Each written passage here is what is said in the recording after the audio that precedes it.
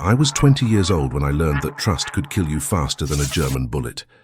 My name's not important anymore, but back in October of 1944, I was private first class in the 2nd Infantry Division, and I was part of a 12-man squad operating behind enemy lines in eastern France. We were 30 miles from the German border, moving through farmland that had been contested territory for months, and we'd been told that the French resistance would be our eyes and ears. They'd guide us, feed us intelligence, keep us alive. That's what Command said. Command wasn't there when half my squad died screaming in a barn, while MG-42 fire cut through the walls like they were made of paper. I still can't eat breakfast without thinking about that morning. The smell of coffee does it every time. Takes me right back. We'd landed at Normandy in late June, which meant by October we were considered experienced. Combat veterans. We'd pushed through the hedgerows, survived the meat grinder at St. Lo, watched entire companies get chewed up in fields that looked like they'd been ploughed by artillery instead of tractors. My squad had started with 14 men. By the time we got our orders for Operation Fieldstone, we were down to 12. Jackson had caught shrapnel in Mortagne. Kowalski stepped on a mine outside of Ranches. The rest of us just kept moving forward because that's what you did. You didn't think about it. Thinking got you killed. Our squad leader was Staff Sergeant Frank McKenna, a Boston guy who'd been in since '42. He had this way of talking that made everything sound simple, even when it wasn't. Keep your head down, keep your weapon clean, keep your buddy alive, he'd say, like the war was just a job you clocked in for. I was his assistant squad leader by then, not because I was particularly good at anything, but because I'd managed to stay alive longer than most. I carried an M1 Garand that I'd taken off a dead guy near Falaise. My original rifle had jammed during a firefight, and I didn't have time to be sentimental about it. The dead guy didn't need it anymore. The other guys in the squad were the usual mix. Corporal Eddie Voss from Philadelphia, our barman, who could put down suppressing fire that sounded like the world ending. Private First Class Tommy Chen from San Francisco, one of the few Chinese-American guys I'd served with, who handled our radio and never complained about the extra 20 pounds of equipment. Private Danny Sullivan from Chicago, our medic, who'd seen more men die than the rest of us combined, and somehow still believed he could save people. Private First Class Ray Martinez from New Mexico, quiet guy, deadly with an M1 carbine. Private Joe Kowalski, younger brother of the guy who died at Avranches, who'd requested a transfer to our squad specifically. We tried to keep him away from anything too dangerous, but in infantry, everything's dangerous. Then there was Private Bobby Fletcher from Alabama, Private Mike O'Brien from New York, Private Carl Jensen from Minnesota, Private Willie Jackson from Georgia, and Private Henry Adams from Virginia. 12 men who'd bled together, fought together, and trusted each other with their lives. That trust was real. That trust was earned. It was the only thing that kept you sane when you were cold and wet, and hadn't slept in 3 days, and you could hear German voices in the tree line 50 yards away. Operation Fieldstone was supposed to be a reconnaissance mission. Command wanted eyes on a German supply route that ran through a series of villages about 40 miles behind the front lines. Intelligence suggested the Germans were moving equipment and possibly troops through there at night, and if we could confirm it, they'd send in the bombers. Simple, clean, in and out. We'd link up with the local resistance, they'd take us to an observation post. We'd spend 2 or 3 days watching the road, radio back what we saw, and then extract. Command said the resistance contact was reliable, a fighter who'd been operating in the area since 1942, feeding intelligence to London, helping downed pilots escape. A real hero of France. His name was Marcel Dubois. We met him on the evening of October 15th in a forest clearing about 2 miles south of a village called Chambly. He'd come alone, which should have been the first warning sign, but at the time we just thought he was being careful. He was maybe 50 years old, thin, with grey hair, and a face that looked like it had been carved out of old wood. He wore a threadbare jacket and wool pants, and he had a Sten gun slung over his shoulder. British-made, which meant he was the real deal. The resistance got their weapons from SOE airdrops. German collaborators didn't carry Stens. He spoke decent English, better than our French, which was basically non-existent except for McKenna, who could order beer and ask for directions. Marcel shook McKenna's hand, looked over the rest of us with eyes that didn't seem to blink much, and said, You are the Americans. Good. The Boche are nervous. They know you are coming. How many Germans in the area? McKenna asked. A company, maybe more, Marcel said. They patrol the main roads, but they do not venture far into the countryside. They are afraid. The farmers, they hate them. My people, we watch everything. We will keep you safe. Safe. That word should have made me suspicious right there. Nobody was safe in occupied France, but I was 20 years old, and Marcel looked like somebody's grandfather, and he had information about German positions that matched what we'd been briefed on. And when you're behind enemy lines, you want to believe that somebody out there is on your side. We spent that first night in a farmhouse cellar that Marcel said belonged to a sympathizer. The farmer and his wife brought us bread and cheese and wine, wouldn't accept any payment, just kept saying merci, merci, and looking at us like we were saints. The bread was hard and the cheese was moldy, and the wine tasted like vinegar, but it was better than K-rations.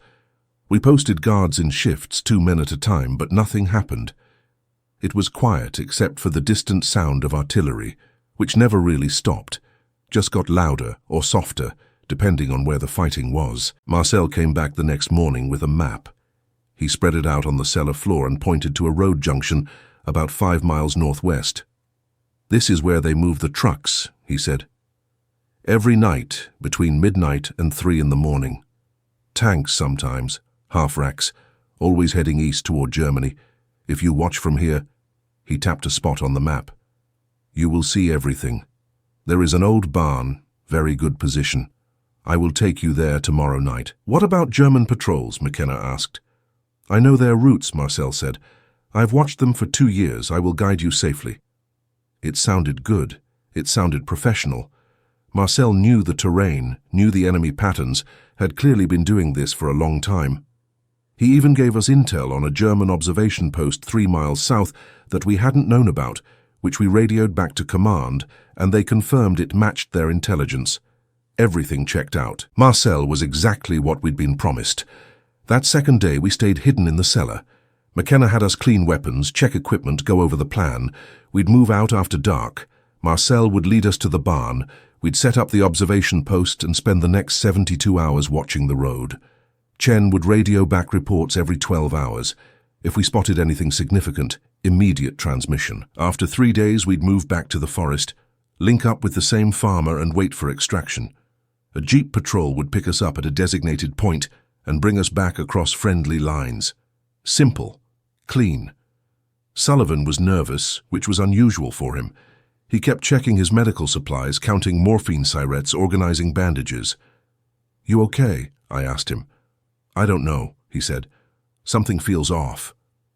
Everything feels off behind enemy lines, I told him. That's why they call it enemy lines. He didn't laugh. It's too easy. The old man just shows up and knows everything. How do we know he's not compromised? Command verified him, I said. British SOE has him in their files. He's been working with them since '42. And what if the Germans flipped him? Sullivan said. What if they caught him a year ago and he's been feeding them information ever since? I didn't have an answer for that. I wanted to tell him he was being paranoid, but the truth was that same thought had crossed my mind. In war, you didn't know who to trust outside your own squad. Even then, sometimes you wondered, but McKenna trusted Marcel, and we trusted McKenna, so that was that. We moved out just after nightfall on October 17th. Marcel led the way, moving through the darkness like he could see in the dark. He took us through fields and forests, avoiding roads, avoiding villages, always choosing the low ground where we wouldn't be silhouetted against the sky. He knew exactly where he was going. Every few hundred yards he'd stop, listen, then wave us forward. It was professional. It was impressive. This was a man who'd survived 2 years of occupation by being smart and careful. It took us 3 hours to cover 5 miles. By the time we reached the barn, it was almost 11 o'clock. The structure sat alone in a field, maybe 200 yards from the road junction Marcel had marked on the map. It was 2 stories, old stone construction, with a hayloft and what looked like animal stalls on the ground floor. The roof was intact, which meant we'd be protected from rain and observation from above. There was a small grove of trees on the north side that would give us concealment if we needed to move fast. Perfect, McKenna said. Marcel smiled. It was the first time I'd seen him smile. "I told you," he said. "Perfect position. The Germans, they never come here. The farmer who owned this place, he died in 1940. They think it is empty. They do not watch empty buildings." We did a quick recon of the barn. The ground floor had two entrances, one on the east side facing the road, one on the west side facing the tree line. The second floor had a loading door that opened onto nothing, probably where they used to hoist hay bales up with a pulley. From that door you could see the entire road junction. It was exactly what we needed. McKenna assigned positions. Voss and I would take first watch in the hayloft with the radio. McKenna and Martinez would watch the east entrance. Chen and O'Brien would watch the west entrance. The rest would rotate, sleeping in 4-hour shifts. Standard operating procedure. We'd done this a dozen times before. "I will return tomorrow night," Marcel said. "I will bring food. Be silent. Be invisible. The Germans, they are stupid, but they are not blind." He melted into the darkness like he'd never been there. We settled in. The barn smelled like old hay and animal dung and mold. It was cold, but we couldn't risk a fire. We ate cold rations, didn't smoke, didn't talk above a whisper. Voss and I climbed up to the hayloft and set up our position by the loading door. From there we could see the road junction clearly. There were no streetlights, obviously, but the moon was nearly full, and we could make out the shape of the crossroads, the dark line of trees beyond it, the faint outline of buildings in the village, maybe half a mile east. At 12:17 a.m. we heard engines. 3 trucks rolled through the junction heading east. Voss pulled out his notebook and wrote down the time and vehicle type by moonlight. Opel Blitz, cargo trucks, standard German transport. They weren't moving fast, maybe 25 miles per hour, no lights. Professional convoy discipline. 15 minutes later, 2 more trucks. Then nothing for an hour. At 2:30 a.m., a half-track came through with what looked like infantry in the back. Voss noted it. We could hear them talking, their voices carrying in the cold air. German voices. One of them laughed. It was strange how normal it sounded, like they were just guys doing a job, same as us. By dawn, we'd counted 12 vehicles total. McKenna was satisfied. He had Chen radio back to command using brevity codes. 12 packages observed, mixed types. Confirm eastern route. Will continue observation. Command acknowledged. Everything was going according to plan.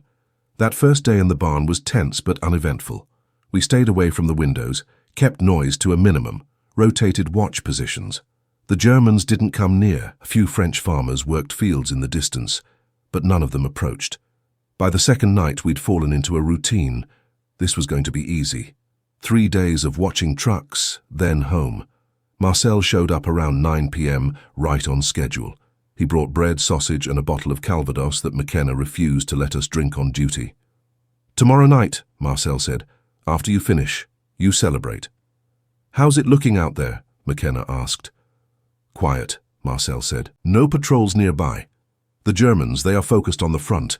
They do not expect you here." He stayed for maybe 20 minutes, asked us what we'd seen, seemed satisfied with our observations, then left. Professional. Careful. Exactly like a resistance fighter should be. That second night we saw 8 vehicles. Same pattern, midnight to 3 a.m. Trucks, half-tracks, 1 motorcycle courier. Chen radioed it back. Command acknowledged and told us to stay in position for the final observation period. It was October 19th, early morning, maybe 4 a.m., when I heard it. I was on watch in the hayloft with Kowalski. Everyone else was sleeping on the ground floor, except for Martinez and Jensen, who were on door watch. I heard what sounded like a vehicle engine in the distance, which wasn't unusual. We'd been hearing them all night, but this one didn't pass through the junction.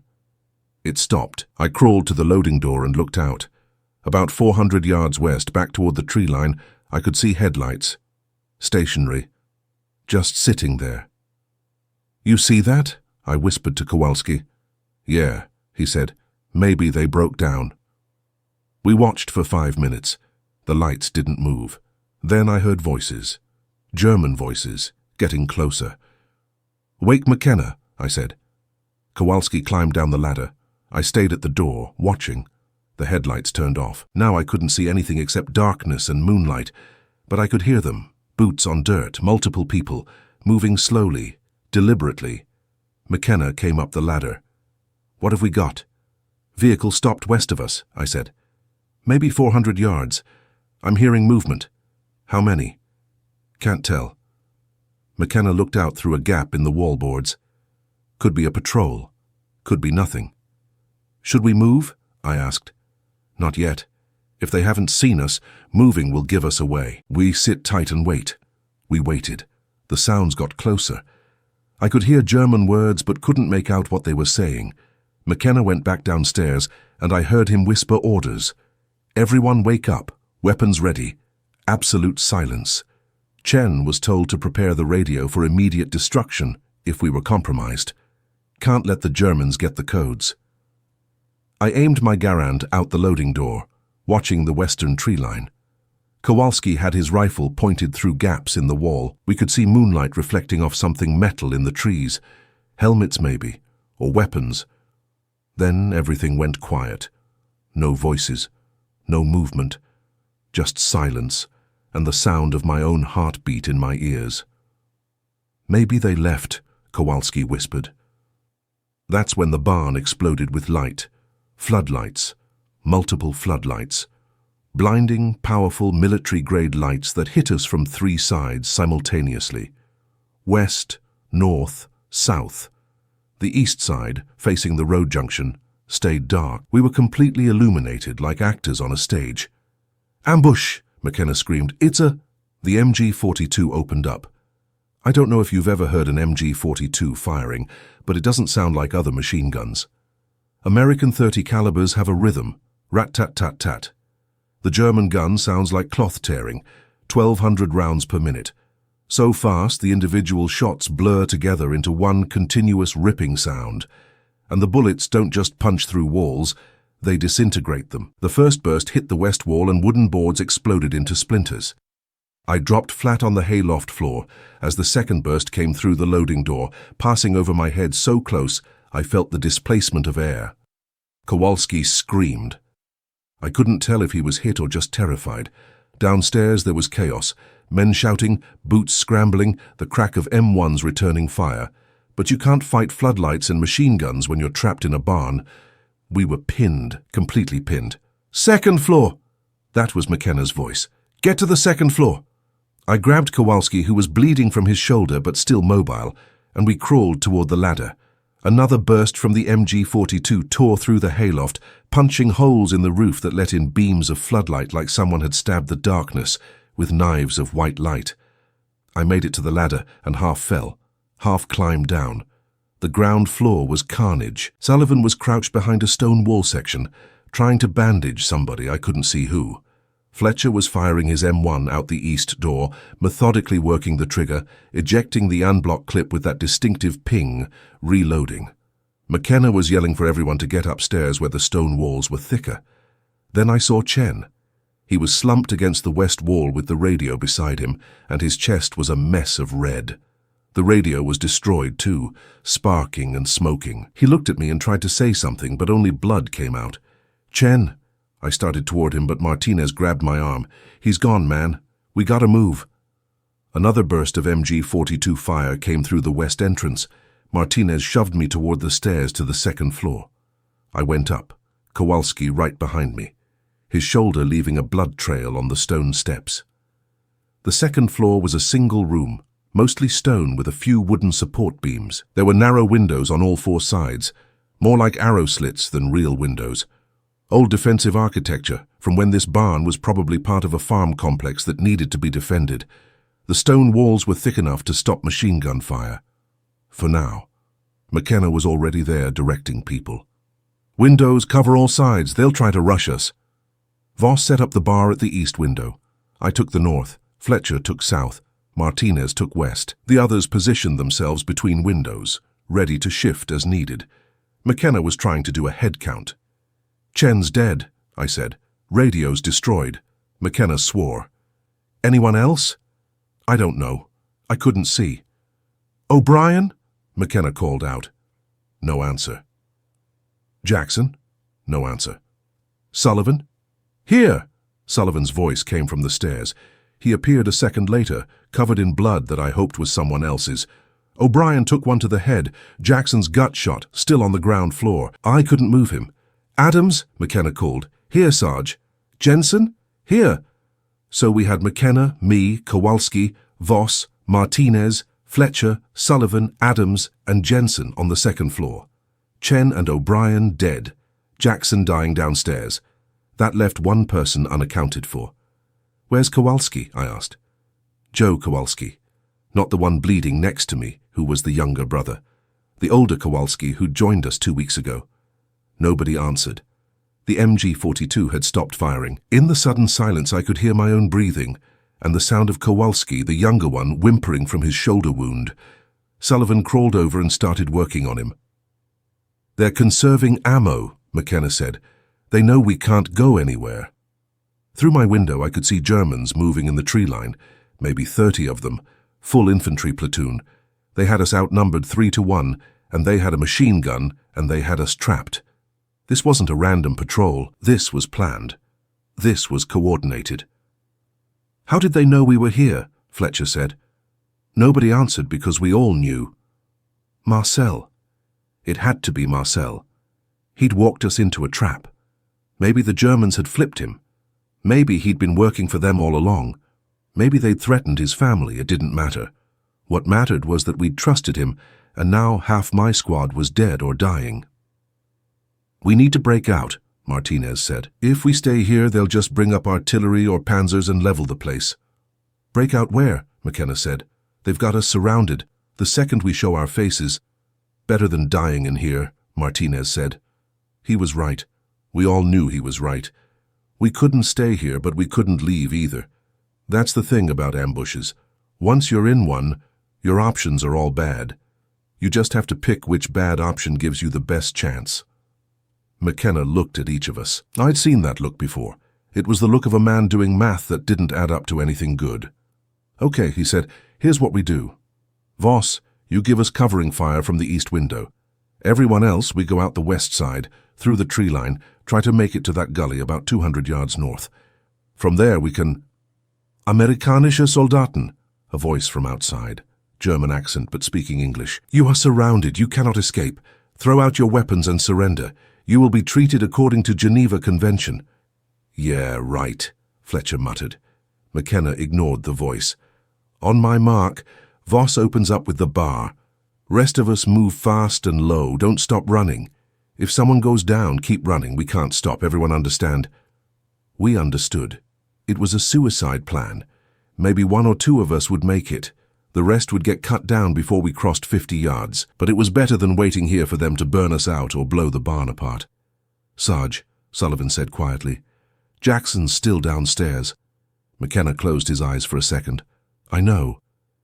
We can't just leave him. He's got shot, Sullivan. You said it yourself. He's not going to make it. I can carry him. You do that and you're both dead. Sullivan looked at me, then at the others, then back at McKenna. I didn't take an oath to leave wounded behind. You took an oath to follow orders, McKenna said, and I'm ordering you to leave him. I'm not losing another man for someone who's already gone. It was the right call. Tactically, it was the only call, but that didn't make it easier. We all knew that if positions were reversed, we'd want someone to try, but trying got you killed. War was full of situations where doing the right thing was the wrong thing. You have 1 minute to surrender, the German voice called out. After that we fire. Get ready, McKenna said. He moved to the west window, looked out, judging the distance to the tree line. Voss, when I give the word, you put down everything you've got on that MG-42 position. Aim for the floodlights first. Knock those out if you can. Voss nodded. He positioned the bar on the east windowsill, 20-round magazine locked in, charging handle pulled. That gun was going to make a lot of noise. It was going to draw every German in the area, but it was our only chance. 30 seconds, the German voice again. Throw out weapons now. McKenna looked at his watch. On 3, 1, 2. That's when we heard the engines, multiple engines, heavy engines, coming from the east, from the road junction. I risked a look out my window and saw headlights, big headlights, moving fast. Tanks, Martinez said. They brought tanks. But McKenna was listening. No, he said slowly. That's not German. He was right. German tanks sounded different, deeper. These were higher-pitched, almost whining. American engines. The floodlights suddenly swung away from the barn, pointing east toward the road. In the new darkness I could see the vehicles more clearly. Sherman tanks, 3 of them, and behind them half-tracks with infantry. "It's ours," Fletcher shouted. "It's our guys." The first Sherman opened fire. The main gun boomed, and one of the floodlights exploded. The Germans started yelling, their neat ambush suddenly turning into a fair fight. The MG-42 opened up again, but now it was shooting at the Shermans, not us. The 30 cal machine guns on the American tanks returned fire. "Now!" McKenna screamed. "West side, move!" We went down the stairs, through the ground floor where Jackson was still alive but barely, his hands pressed to his stomach and his face grey. Sullivan stopped, but I grabbed him and pulled him forward. "We gotta go, Doc, we gotta go!" Out the west door into darkness, running low. Behind us the sound of tank cannons and machine guns and men screaming in German. The Shermans had come in from our blind side, from the road we'd been watching. The Germans had positioned to ambush us but hadn't expected our own armor to show up. We ran for the tree line.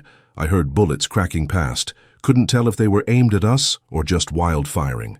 Martinez went down, got back up, kept running. We hit the trees and kept going, crashing through underbrush, branches tearing at our faces.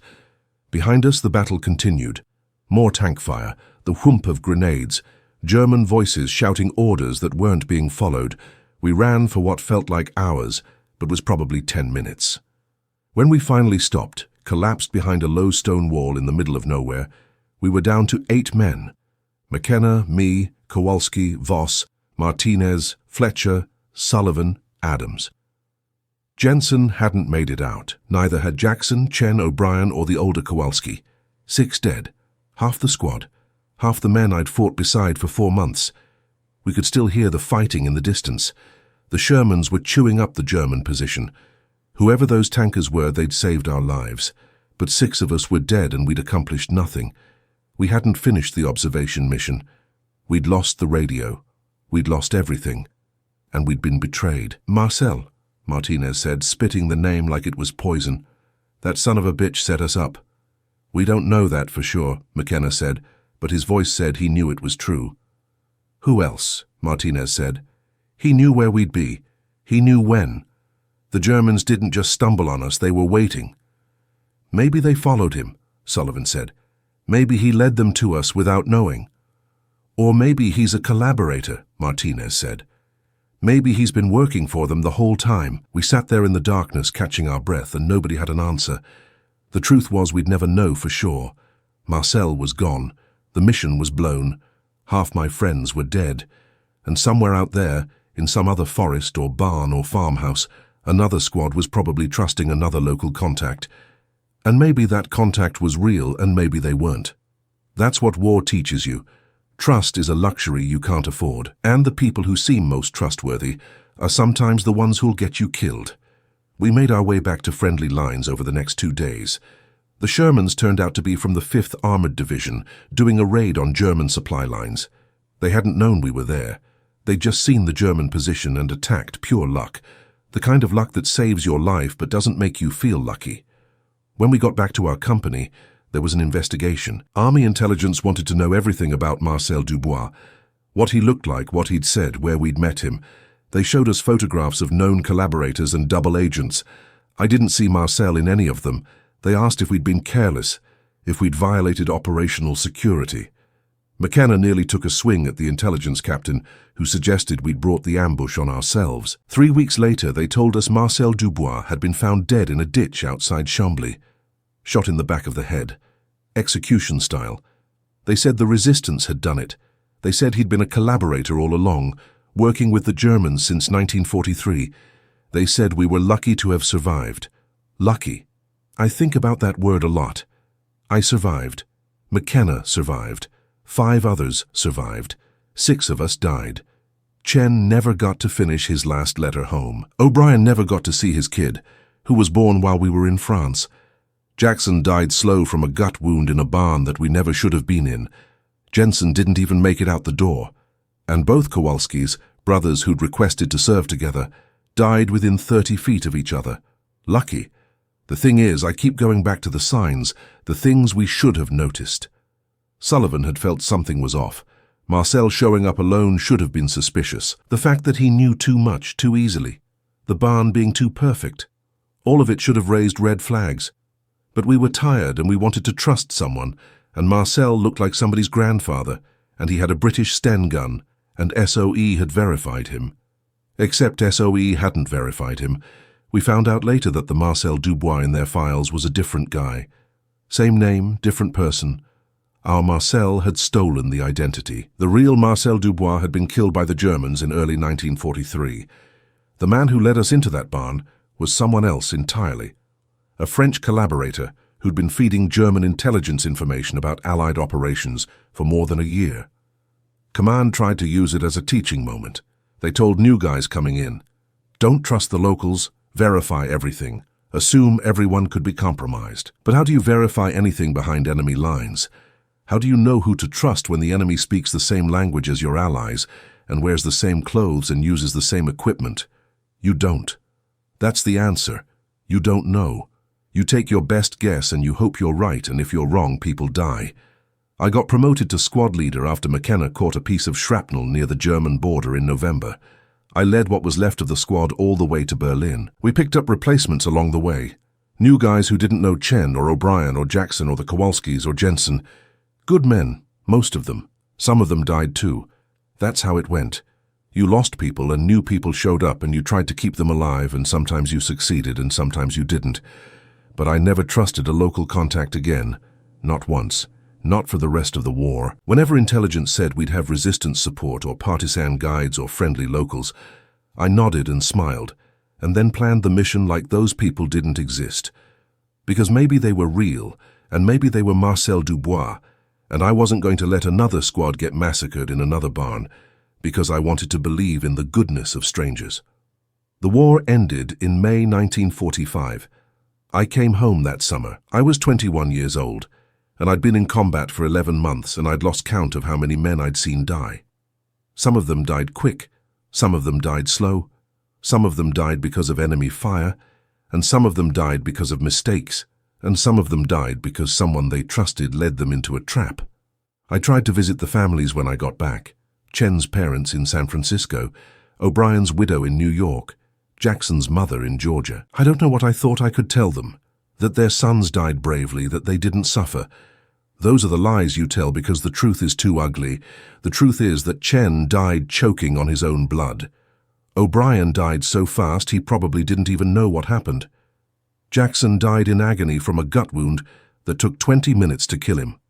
And they all died because we trusted the wrong man. I never went to see the Kowalski family. I couldn't. What would I say? Your sons joined the same squad so they could watch each other's backs, and they both died within minutes of each other, and neither of them had a chance to save the other. I couldn't do it. I sent a letter. I don't remember what I wrote. Something generic about duty and sacrifice, the same bullshit everyone writes. Sullivan came to see me once, about 6 months after we got back. He'd been discharged on a medical. Couldn't sleep, couldn't keep food down, jumped at loud noises, what they called shell shock in the First War, and would later call PTSD. He wanted to talk about Jackson, about how he could have saved him if McKenna had let him try. I told him what McKenna should have told him that night in the barn. You can't save everyone. Sometimes you can't save anyone. You make the best call you can with the information you have, and you live with the consequences. Jackson was dead the second that MG-42 opened up. Going back for him would have just meant Sullivan dying too. He didn't like hearing that. I don't think he ever forgave himself. Or me. Or McKenna. I heard he killed himself in 1947. Pills. Left a note that said he was tired. I understand that. I'm tired too. I've been tired for 78 years. The nightmares never stopped. Most of them are about the barn. I'm back in the hayloft with Kowalski, and I can see the German positions, and I know what's about to happen, but I can't move or speak or warn anyone. The floodlights come on, and the MG-42 opens up, and I watch my squad get torn apart, and I can't do anything except watch. Sometimes Marcel is there, standing in the darkness beyond the floodlights, smiling that grandfather smile, Other times I dream that we didn't trust him. We refuse his help. We plan our own route. We pick our own observation post. And in those dreams we complete the mission and everyone goes home alive. Chen finishes his letter. O'Brien meets his kid. Jackson makes it to Berlin. The Kowalski brothers go home to their parents together. But then I wake up and remember that's not what happened. What happened is that we trusted a man we shouldn't have trusted, and 6 men died because of it. I'm 98 years old now. Most of the men I served with are dead. McKenna died in the 1980s. Heart attack. Voss made it into his 80s. Martinez died in Vietnam, training South Vietnamese troops in the 60s. Fletcher became a teacher, lived into his 70s. Adams just died last year. There's only a few of us left who remember that night in October 1944 when we learned the price of misplaced trust. I've spent 78 years thinking about that barn, thinking about Marcel, thinking about the signs we missed and the warnings we ignored, and the men who died because we wanted to believe that someone out there was on our side. The lesson I learned is this. In war, trust has to be earned in blood. And even then, you can never be completely sure. The man standing next to you might be your brother, or he might be the one who leads you into an ambush. You don't know until it's too late. People ask me sometimes if I hate Marcel, if I hate the man who betrayed us, and the truth is I don't think I do. I hate what he did. I hate that 6 men died because of him. I hate that I survived when better men didn't. But Marcel, he was just a man trying to survive an occupation. Maybe the Germans threatened his family. Maybe they offered him money. Maybe he believed in their cause. I don't know. I'll never know. What I do know is that war makes everybody into something they don't want to be. It makes soldiers into killers. It makes civilians into collaborators. It makes heroes into corpses, and it makes cowards into survivors. And sometimes the difference between a hero and a traitor is just which side you happen to trust. I don't tell this story very often. Most people don't want to hear it. They want to hear about the good war, the just war. The war where Americans were heroes and Germans were villains and everything was simple. They don't want to hear about friendly fire and bad intelligence and local contacts who lead you into death traps. They don't want to hear that sometimes the people who seem most trustworthy are the ones who'll get you killed. But it's true. All of it. And I owe it to Chen and O'Brien and Jackson and Jensen and both Kowalskis to tell the truth, even if nobody wants to hear it. We trusted the French resistance fighter. 12 hours later, half our squad was dead in a barn. That's the story. That's what happened. And it happens in every war, in every army, to soldiers who just want to trust someone and end up paying for it with their lives. I still can't drink coffee without thinking about that morning. The smell takes me right back to the barn. I can hear the MG-42 tearing through the walls. I can see the floodlights painting us in white light. I can feel my hands shaking as I tried to aim my Garand at targets I couldn't see, because I was blinded by lights and deafened by gunfire and terrified in a way I'd never been terrified before. And I can see Marcel's face. That kind, weathered grandfather's face. The face of a man who looked like he'd spent 2 years fighting Germans. The face of a man who smiled when he said the barn was the perfect position. He was right about that. It was perfect. Perfect for an ambush. Perfect for killing Americans who were dumb enough to trust him. I was one of those Americans. I'm still here. Half my squad isn't. And every day for the last 78 years, I've wondered why I survived and they didn't. I don't have an answer. I've never had an answer. All I have is the memory of that night and the faces of 6 men who died because we made one mistake. We trusted someone we shouldn't have trusted. And that's a mistake you only make once, because if you're lucky enough to survive it, you never trust anyone the same way again. You check and double-check and question everything. You assume every contact could be compromised. You plan every mission like you're walking into an ambush. It's exhausting, it's paranoid, it's no way to live, but it keeps you alive. And in war, staying alive is the only thing that matters. Everything else, honor, duty, trust, friendship, those are luxuries. Sometimes you can afford them. Sometimes you can't. That night in October 1944, we couldn't afford trust.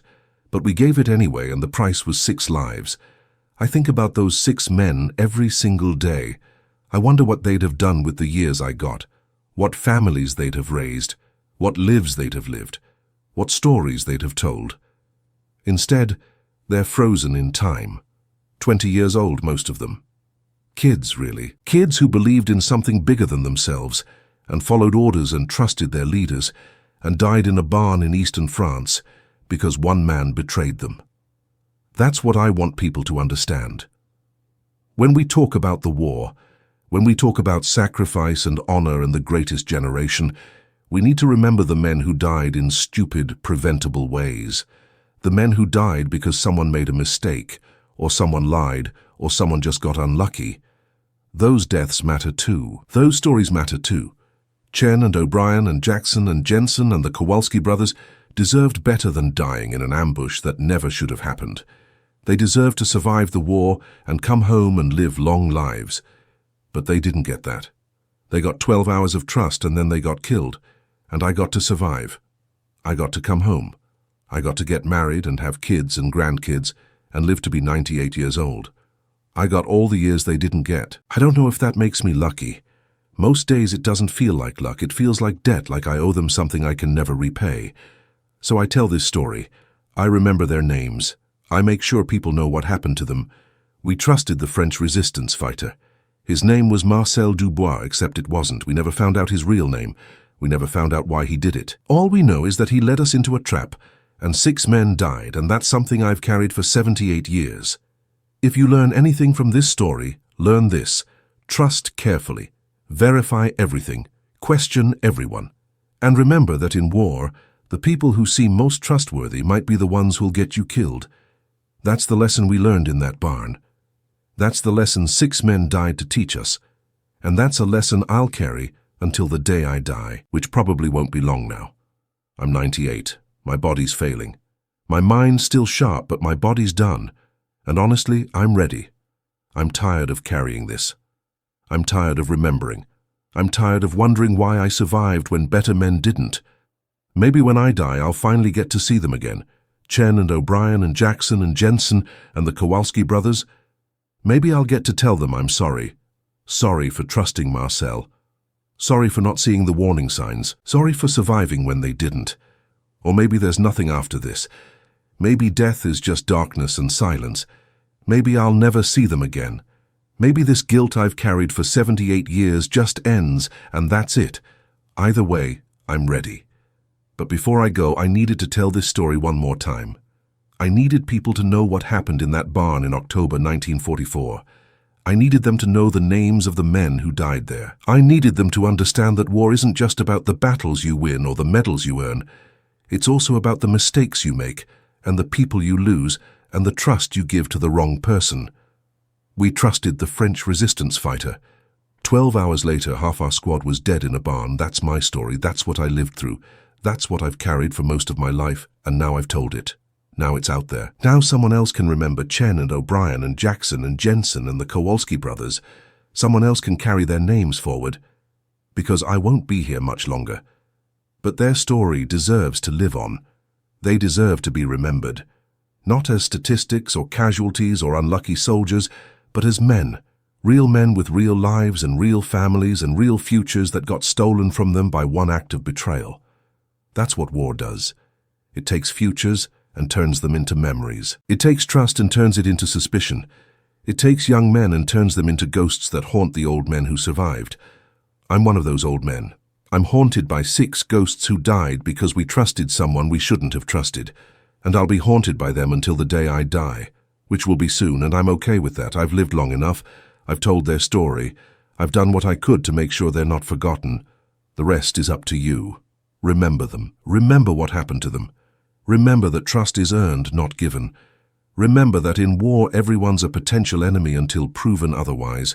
Remember that the kindest face can hide the cruelest intentions. Remember the barn. Remember October 19th, 1944. Remember the night when floodlights turned darkness into day, and machine guns turned men into corpses, and trust turned into death. Remember my squad. Remember Chen and O'Brien and Jackson and Jensen and the Kowalski brothers. Remember that they were real, they lived. They fought, they died, and they deserve better than being forgotten in some unmarked grave in eastern France while the world moves on without them. That's my final mission. Make sure they're remembered. Make sure their story lives on. Make sure that somewhere, somehow, people know what happened when we trusted the wrong man.